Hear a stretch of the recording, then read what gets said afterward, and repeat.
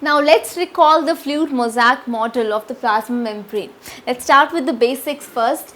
As you all know that cell compartmentalization is because of the membrane, that is plasma membrane, and we have a lipid bilayer, and the phospholipids are arranged in the form of bilayers. So what does a phospholipid molecule has? It has a head and it has tail. The head is what? It is composed of glycerol and phosphates. It is polar. Tails have the fatty acid chains. Head is hydrophilic, attracted to water, and the tail is what? Hydrophobic, repelled by water. So as you can see that how these phospholipid molecules are arranged in the form of what? In the form of bilayers, right?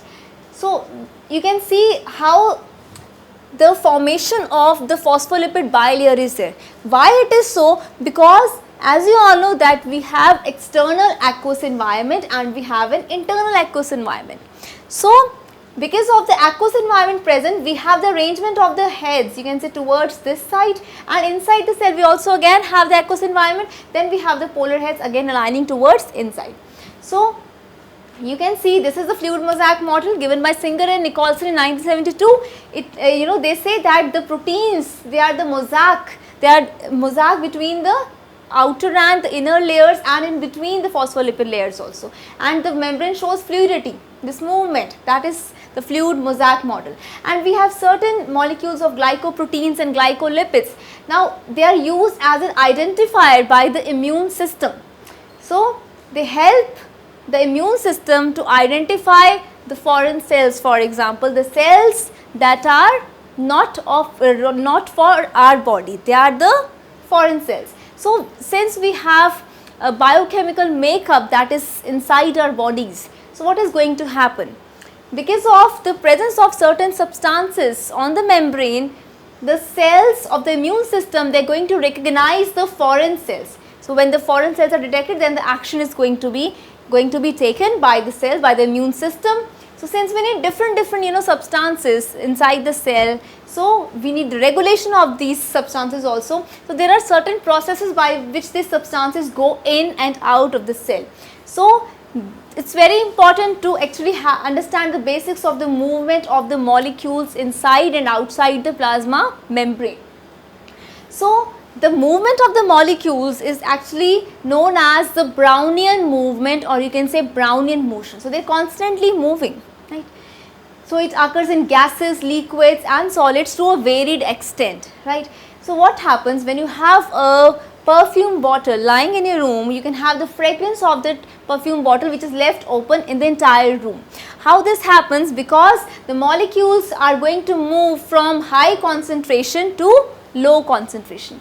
So the movement of the particles from high concentration to low concentration, this is known as diffusion. So such a movement is known as diffusion, where the particles move from high concentration to low concentration, right? This is what? This is diffusion. Then if you are going to put a drop of ink into a glass of water, what is going to happen? The particles, the molecules, they are going to move again from high concentration to low concentration, and this is also known as what? Diffusion. So this is the movement of particles from high concentration to low concentration till what time? Till the time the uniformity is attained. So this is an example of the process by which transport of the particles takes place throughout the plasma membrane, right? So in and out of the plasma membrane. Now what are the three major functions of plasma membrane? Well, first is it separates cell contents from the environment. So it actually shows what? It shows compartmentalization, right? So as I told you, we have aqueous environment outside and aqueous environment inside. So it is going to separate cell contents from the environment. Then it prevents materials from passing through. It is selectively permeable, so it is going to prevent materials from passing through. Only few selected materials can pass.